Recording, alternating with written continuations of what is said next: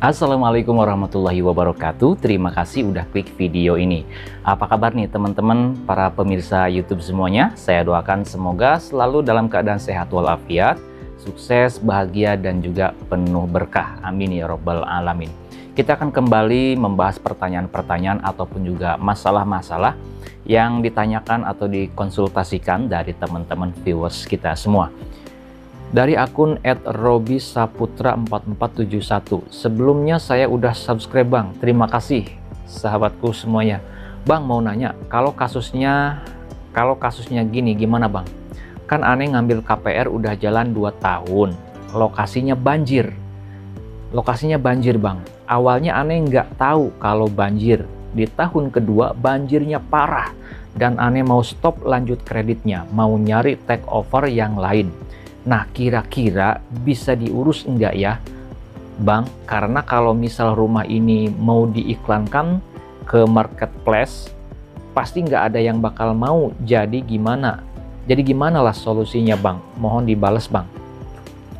Baik, saya sendiri belum punya pengalaman terkait dengan permasalahan ini ya, tetapi secara teoritis, menurut saya, ketika kita misalkan tidak membayar cicilan rumah, menunggak berbulan-bulan, tapi kita punya alasan tersendiri, misalkan karena itu tadi, ya karena lokasinya ternyata banjir dan banjirnya parah.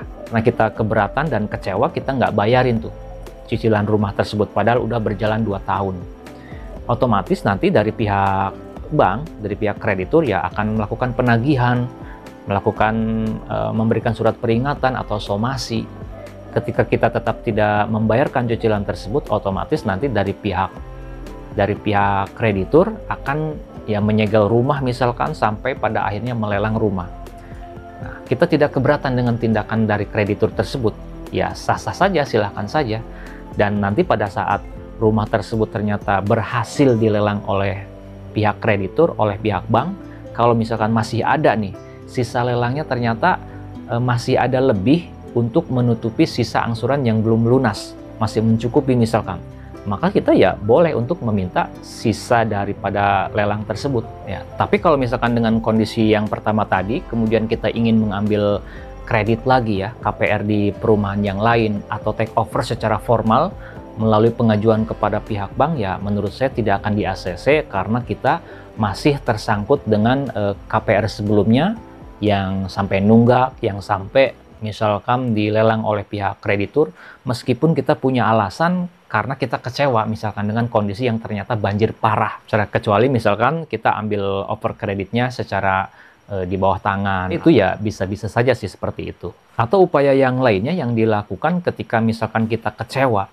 dengan kondisi perumahan yang ternyata banjir dan banjirnya parah, ya kita bisa protes, ya kita bisa mengajukan upaya negosiasi, musyawarah, kemudian mediasi ya bersama pihak developer, bersama pihak bank. Sampaikan saja bahwa kita ini kecewa, ternyata apa yang diiklankan itu tidak sesuai dengan fakta yang dialami. Ternyata perumahan ini berada di zona banjir dan banjirnya parah banget. Kemudian kita keberatan untuk melanjutkan cicilan, silahkan sampaikan.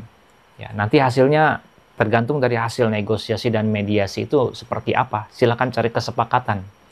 Apakah misalkan dikembalikan atau seperti apa. Jadi intinya memang kalau misalkan kita mau mengambil jalur diplomasi istilahnya, ya kita harus negosiasi, mediasi, musyawarah bersama pihak kreditur, bersama pihak ya developer juga gitu kan. Nah itu ya, jadi upaya yang bisa kita lakukan. Yang pertama ya dibiarkan begitu saja sampai dengan dilelang nantinya, ya, atau misalkan menempuh diplomasi dulu nih. Kita negosiasi dulu, kita nyampaikan keberatan dulu, dan kita mediasi, musyawarah mencari solusi bersama pihak-pihak terkait. Mudah-mudahan bisa menemukan jalan yang terbaik bagi teman-teman yang punya pendapat atau punya pengalaman berkaitan dengan masalah serupa. Silahkan sharing di kolom komentar di bawah video ini. Kalau video ini ada gunanya, channel ini ada manfaatnya, saya mohon keikhlasan dari teman-teman viewers semuanya untuk subscribe ke channel Pengacara Santuy. Bukan siapa-siapa, hanya Loyot Deso. Sampai jumpa di video-video selanjutnya. Assalamualaikum warahmatullahi wabarakatuh.